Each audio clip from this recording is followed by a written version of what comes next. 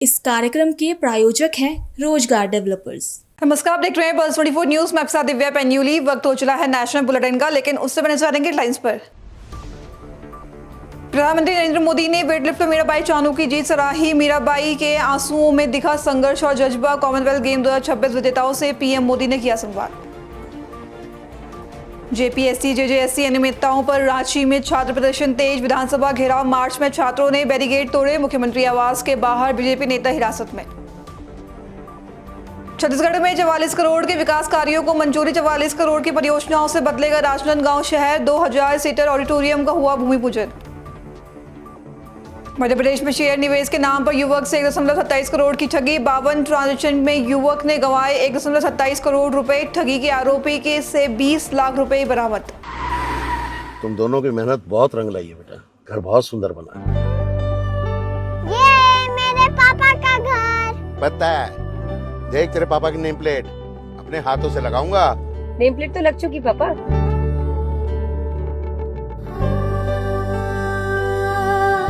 असल मेहनत तो आपने किया पापा, मुझे इस काबिल बनाने के लिए। वो जिंदगी भर किराए के मकान में रहे, लेकिन तो आज ये घर मेरा नहीं, ये है मेरे पापा का घर।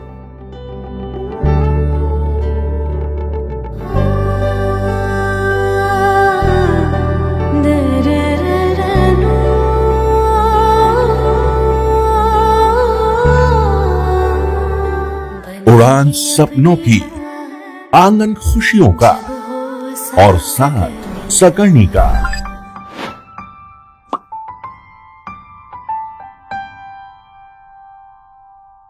साठ वर्षों से आपके साथ मनोरंजन और संस्कार का संगम, जाह्नवी मैगजीन।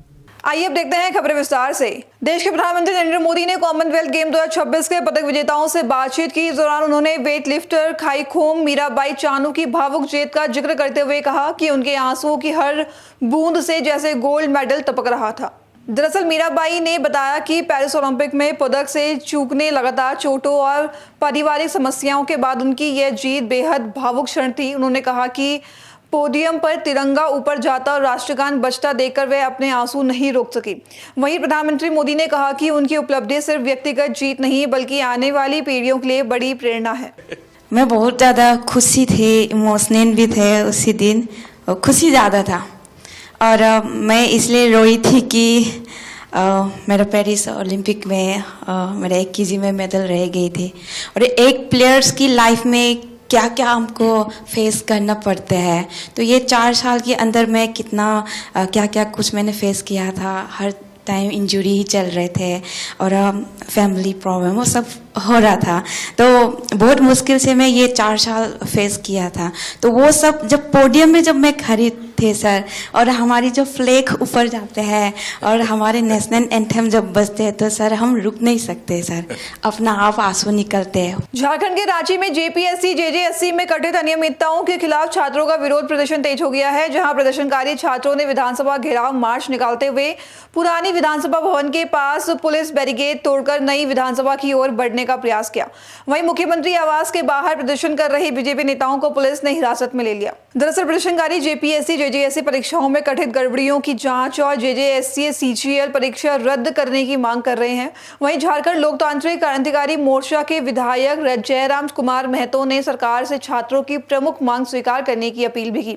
उन्होंने कहा कि सरकार ने कई मांगे मानी है, लेकिन जेएसएससी सीजीएल परीक्षा रद्द करना सबसे अहम है।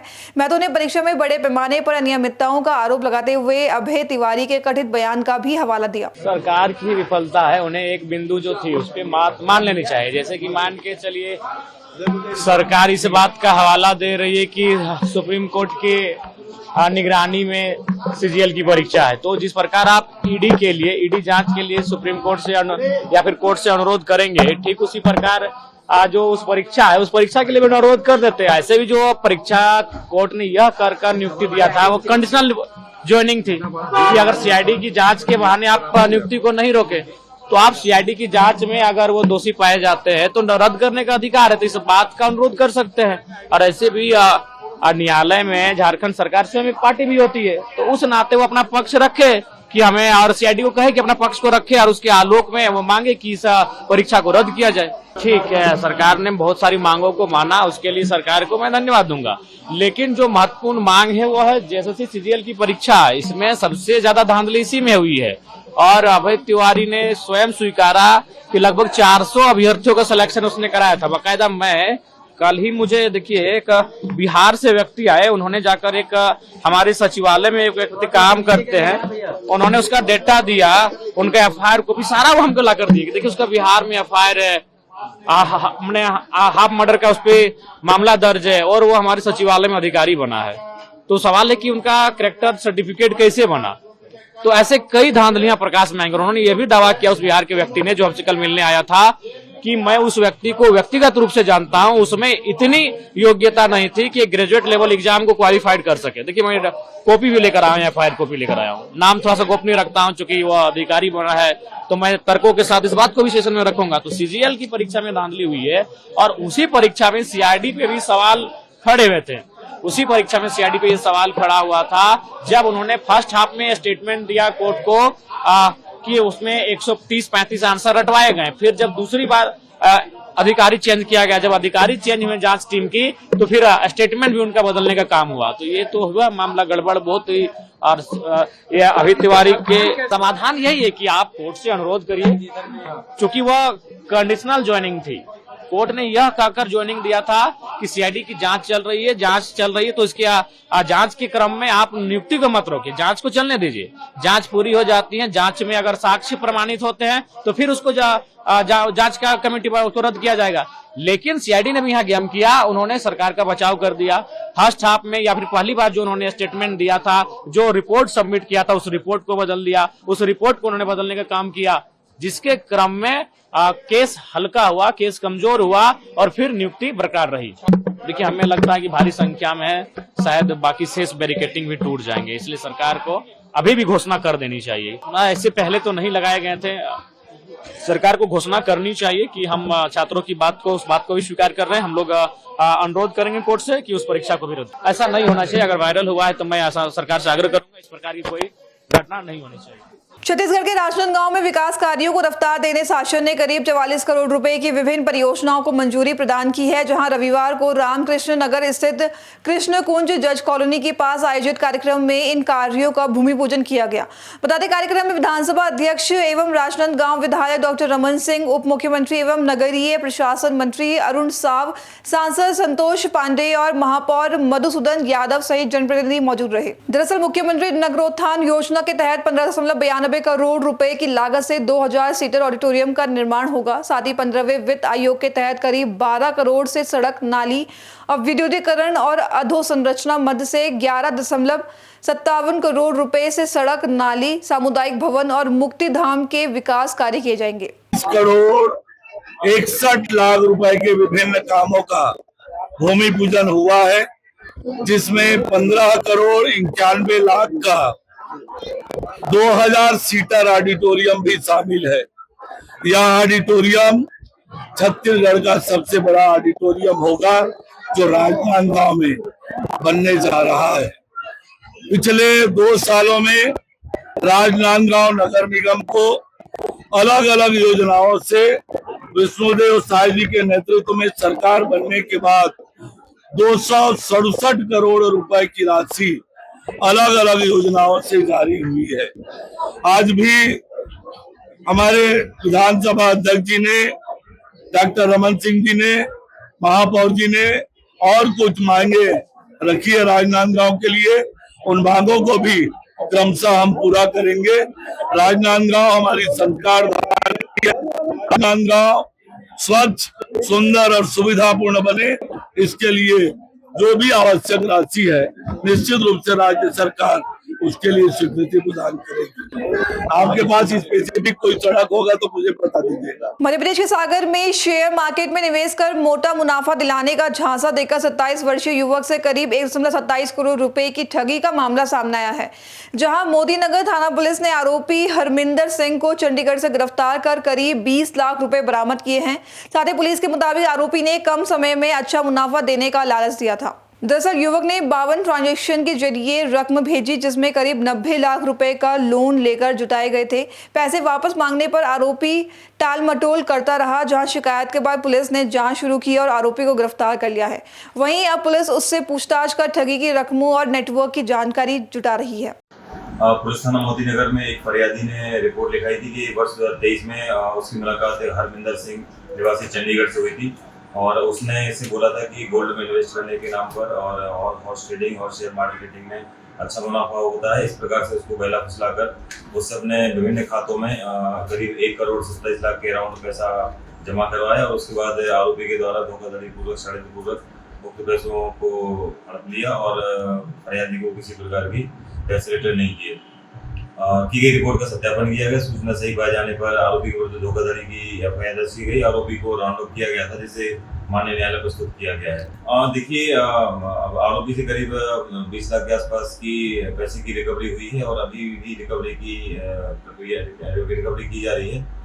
इस प्रकार के और भी आवेदन होने की जानकारी है कि इस आरोपी के विरुद्ध विभिन्न थानों में और भी इसी प्रकार की कंप्लेंट्स हैं। मध्य प्रदेश के जबलपुर जिले के कदंगी में नगर परिषद की कथित लापरवाही से आम जनता और बेजुबान जानवरों की सुरक्षा पर कई सवाल खड़े हो रहे हैं। जहां नगर के सबसे व्यस्त क्षेत्र चौपाटी में पोल हटाने के बाद बिजली के तार खुले पड़े हैं और उनमें करंट दौड़ रहा है। जहां स्थानीय दुकानदारों का आरोप है कि उन्होंने कई बार नगर परिषद को लिखित और मौखिक शिकायत दी, लेकिन समस्या का स्थायी समाधान नहीं किया गया। वहीं कर्मचारियों ने तारों पर महज टेप लगाकर और ऊपर पत्थर रखकर खानापूर्ति कर दी। हाल ही में एक गाय खुले तारों की चपेट में आने से बाल बाल बचे। इस घटना के बाद दुकानदारों और राहगीरों में आक्रोश है। साथ ही चौपाटी में रोज सैकड़ों लोगों और बच्चों की आवाजाही होती है, जिससे किसी बड़े हादसे की आशंका बनी हुई है। बोला था 2-3 बार बोल चुके हैं। पार्टी में है 226 चौपाटी के बाहर वो लाइट वाला खम्मा था, वो गिर गया है। उसमें करंट था। नहीं, मैंने शिकायत नहीं की है, लेकिन सबको पता है कि इसमें करंट है। किसी को कोई प्रॉब्लम नहीं है। कर्नाटक की हुबली में दलित संगठन ने रायचूर जिले के देवदुर्ग तालुक स्थित संकराश्वरेला गांव में दलित व्यक्ति की कथित हत्या के विरोध में बड़ा प्रदर्शन किया है। जहां प्रदर्शनकारियों ने घटना की कड़ी निंदा करते हुए आरोपियों के खिलाफ सख्त कानूनी कार्रवाई की मांग की है। संगठन का आरोप है कि 5 दलित युवकों को खंबे से बांधकर उनके साथ मारपीट की गई और जाति सूचक गालियां देकर अपमानित भी किया गया। दरअसल इसी के विरोध में संगठन के कार्यकर्ताओं ने तहसीलदार के माध्यम से मुख्यमंत्री के नाम पर ज्ञापन सौंपा। ज्ञापन में पीड़ित परिवार को न्याय दिलाने और दोषियों के खिलाफ कड़ी कार्रवाई की मांग की गई।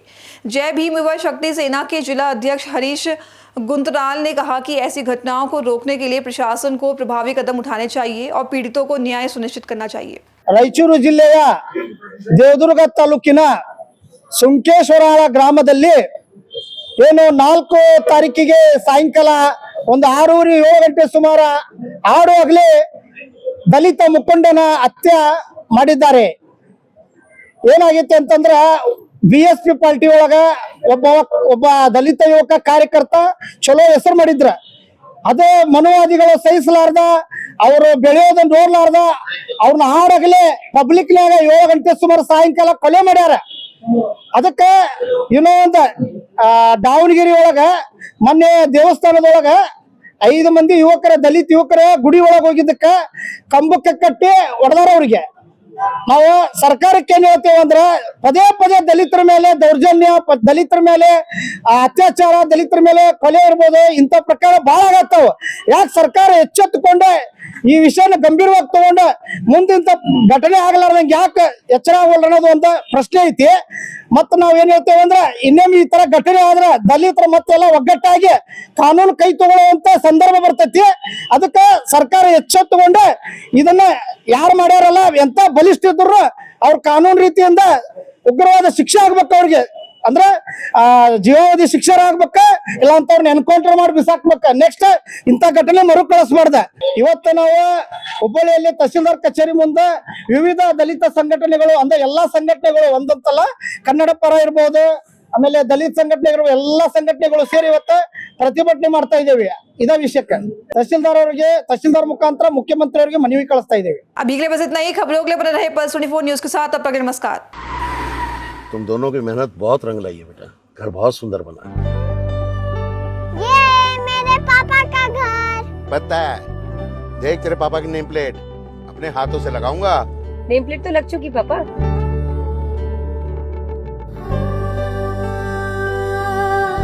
असल मेहनत तो आपने की है पापा, मुझे इस काबिल बनाने के लिए। वो जिंदगी भर किराए के मकान में रहे, लेकिन आज ये घर मेरा नहीं, ये है मेरे पापा का घर।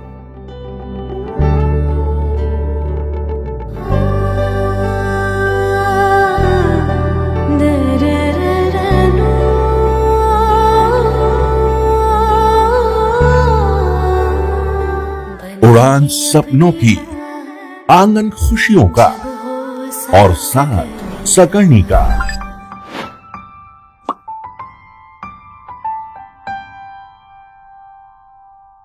60 वर्षों से आपके साथ मनोरंजन और संस्कार का संगम, जाह्नवी मैगजीन। इस कार्यक्रम के प्रायोजक थे रोजगार डेवलपर्स।